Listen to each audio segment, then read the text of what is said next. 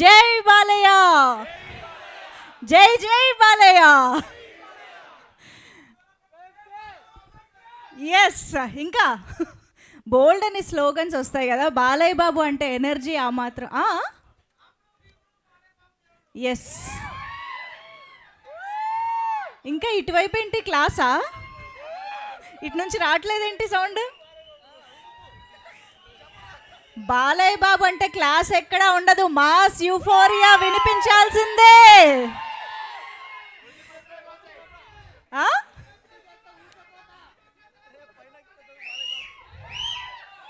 అమ్మ మీ దగ్గర మైకులు లేవు కానీ అమ్మ ఒక్కొక్కటి ఒక్కొక్క ఆణిముత్యం అన్నీ బయటకు వస్తున్నాయి ఇక్కడ.